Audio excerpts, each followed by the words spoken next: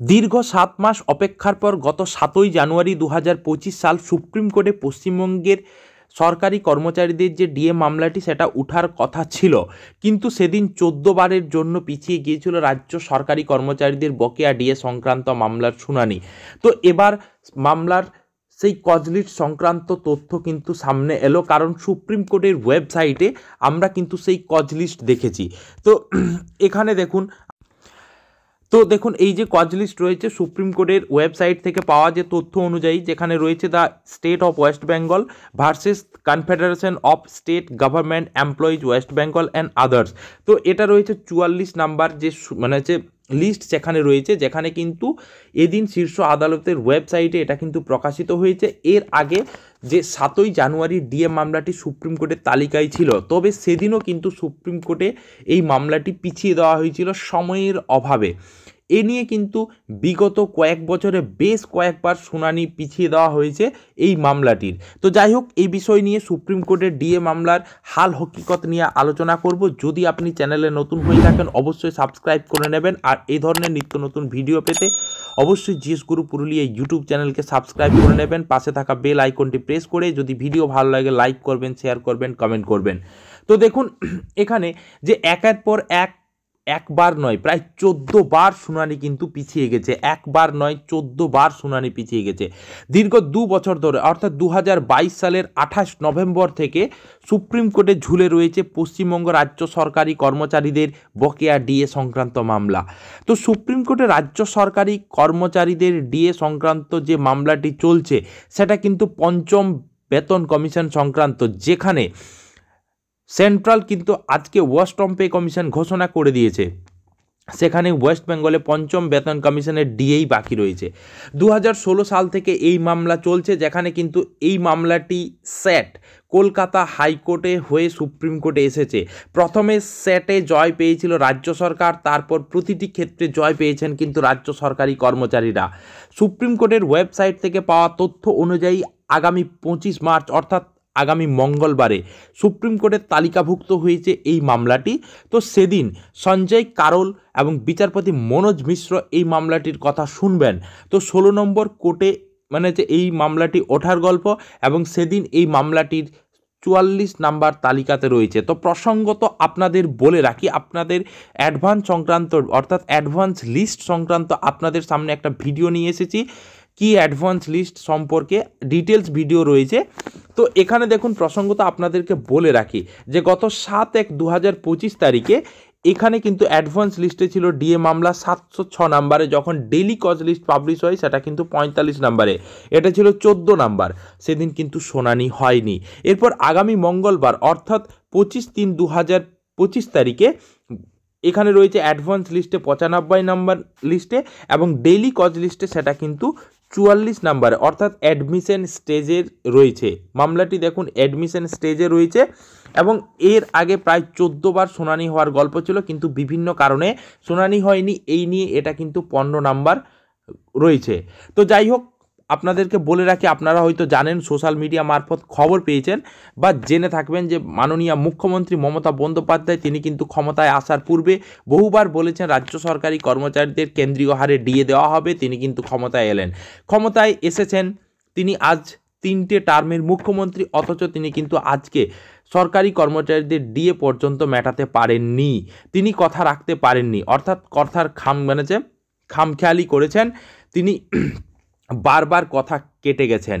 তো যাই হোক, তিনি কিন্তু দান খয়রাতি মেলা খেলা করে রাজ্য সরকারি কর্মচারীদের রাজ্য সরকারের কোষাগার লুণ্ঠন করেছেন। তো 2022 সালে প্রথমবার ডিএ মামলা কিন্তু সুপ্রিম কোর্টে উঠেছিল। তখন এই মামলার বিচারপতি ছিলেন দীনেশ মাহেশ্বরী এবং জাস্টিস ঋষিকেশ রায়। এরপর মামলাটি তালিকাভুক্ত হয়েছিল জাস্টিস ঋষিকেশ রায় এবং দীপঙ্কর দত্তের এজলাসে। আবার 2023 সালে এই মামলাটি দীনেশ মাহেশ্বরী এবং জাস্টিস সঞ্জয় কুমারের এজলাসে উঠেছিল। 28 এপ্রিল 2023 সালে ডিএ মামলা শেষবারের মতো শুনানি হয়েছিল এই এজলাসে। এরপর অবসর নেন কিন্তু দীনেশ মাহেশ্বরীর, টার্নিং পয়েন্ট, এবং এরই মাঝে ঢুকে যায় কিন্তু সুপ্রিম কোর্টের প্রধান বিচারপতি সঞ্জীব খান্না। তিনি কিন্তু বলেন যে সুপ্রিম কোর্টে কোনো মামলা ফেলে রাখা যাবে না। তো আবার এই মামলার বিচারপতি পদে থাকা জাস্টিস ঋষিকেশ রায় অবসর নেন 2025 সালের 31 জানুয়ারি। তো এরই মাঝে সুপ্রিম কোর্টে এই ডিএ মামলার নতুন বিচারপতির দায়িত্ব গ্রহণ করেন সঞ্জয় করাল এবং মনোজ মিশ্র, যাদের এজলাসে আগামী মঙ্গলবার অর্থাৎ 25 তারিখ এই মামলার শুনানি হতে চলেছে। তো দেখুন, এখানে বিচারের বাণী নীরবে নিভৃতে কাঁদে। কেন বলছি? কারণ কর্মচারী সমাজের কাছে এটা একটা চরম হতাশা হয়ে উঠেছে। কারণ আজকের যে মামলাটি সেটা হচ্ছে 44 নাম্বার মামলা। তো ঘটনা চক্রে অনেকেই বলে থাকেন যে দিনের পর দিন সুপ্রিম কোর্টে ডিএ মামলার দিনক্ষণ পিছিয়ে যাচ্ছে, অর্থাৎ আগামী 25 মার্চ যে শুনানি হবে তার কি কোনো গ্যারান্টি রয়েছে? নো। এখানে দেখুন, আপনারা দেখেছেন, আজকের নিউজে দেখেছেন যশবন্ত দিল্লি হাইকোর্টের বিচারপতি, তার বাড়িতে বস্তা বস্তা টাকা কারা দেখতে পেয়েছিলেন? তার বাড়িতে আগুন লেগে যাওয়ার পরিপ্রেক্ষিতে দমকল কর্মীরা কিন্তু দেখতে পান। তো যাই হোক, এই জন্যে বললাম যে বিচারের বাণী নীরবে নিভৃতে কাঁদে। পশ্চিমবঙ্গের সমস্ত মামলায় যেন কেমন সুপ্রিম কোর্টে ঢিলে হয়ে যাচ্ছে। কারণ এই দীর্ঘদিন ধরে সরকারি কর্মচারীদের দাবি ছিল যে সমস্ত বকেয়া সহ কেন্দ্রীয় হারে মহার্ঘ ভাতা দিতে হবে, অর্থাৎ ডিএ দিতে হবে, যা আজ পর্যন্ত পশ্চিমবঙ্গ সরকার দিতে পারেননি। তো যাই হোক, এখানে দেখুন যে এই মামলাটি একেবারে শেষ লিস্টে রয়েছে 44 নাম্বার। কারণ এর আগে 41, 42, 43 যেগুলো রয়েছে 2019-20 সালের মামলা, স্বভাবতই এখানে রয়েছে অনেকগুলো ক্রিমিনাল কেস, সিভিল কেস। ওকে, তো বর্তমানে বিচার ব্যবস্থা যেভাবে চলছে সেভাবে কিন্তু কলকাতা হাইকোর্টের সেই ব্যতিক্রমী বিচারক কিন্তু সুপ্রিম কোর্টে হতেই হবে, নতুবা পশ্চিমবঙ্গের সরকারি কর্মচারীদের ডিএ পাওয়া প্রায় মুশকিল হয়ে দাঁড়িয়েছে। অর্থাৎ পশ্চিমবঙ্গের সরকারি কর্মচারীরা কবে এইরকম গোছা গোছা হাতে টাকা পাবেন, যেটা তারা কিন্তু তাদের হাকদার প্রাপ্য টাকা। এই ব্যতিক্রমী বিচারক ছাড়া এরকম পশ্চিমবঙ্গের কর্মচারীদের হাতে এই টাকা কিন্তু কোনো দিন আসবে না। তাহলে আসল গল্প তাহলে হচ্ছে, যত নম্বরেই থাকুক না কেন, বিচারপতির যদি সদিচ্ছা না থাকে তাহলে কিন্তু কোনো গল্পই কিন্তু হবে না। অর্থাৎ সুপ্রিম কোর্টে সেই এক্সটেন্ডেড হিয়ারিং ছাড়া আর আমরা কিন্তু কোনো কিছুই শুনতে পাবো না। তাহলে সুপ্রিম কোর্টে কিন্তু কলকাতা হাইকোর্টের ব্যতিক্রমী বিচার অবশ্যই চাই। তো দেখুন, এখানে এই প্রসঙ্গে আপনাদের বলে রাখি যে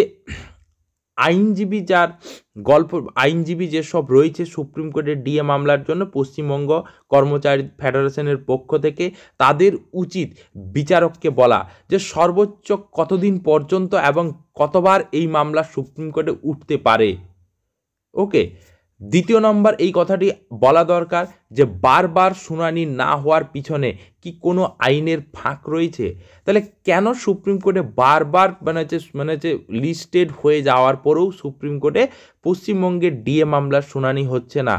নাকি সেই পশ্চিমবঙ্গে দিল্লি হাইকোর্টের বিচারপতির মতো গাদাগুচ্ছেক টাকার কোনো গন্ধ রয়েছে? জানি না। আগামী দিনে সুপ্রিম কোর্টে এই ডিএ মামলার কি হতে পারে, কবে সুপ্রিম কোর্টে রাজ্য সরকারের কর্মচারীরা এই রকম একটা থাম্বা দেখতে পাবে যেদিন সুপ্রিম কোর্টে ডিএ মামলার শুনানি হবে।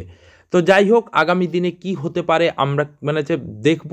আগামী 25 মার্চ যেটা সুপ্রিম কোর্টে ডিএ মামলার শুনানি রয়েছে, দেখব সেদিন বিচার ব্যবস্থা কোন দিকে যায়। তো যাই হোক, বলে রাখি যে আশাই মরে কিন্তু চাষা। কবে বৃষ্টি হবে, কবে চাষাবাদ করব, এই জন্যে বলে আশাই মরে চাষা। তো এই ধরনের নিত্য নতুন আপডেট পেতে অবশ্যই জিএস গুরু পুরুলিয়া ইউটিউব চ্যানেলকে সাবস্ক্রাইব করে নেবেন। আর যদি ভিডিও ভালো লাগে লাইক করবেন, শেয়ার করবেন, কমেন্ট করবেন।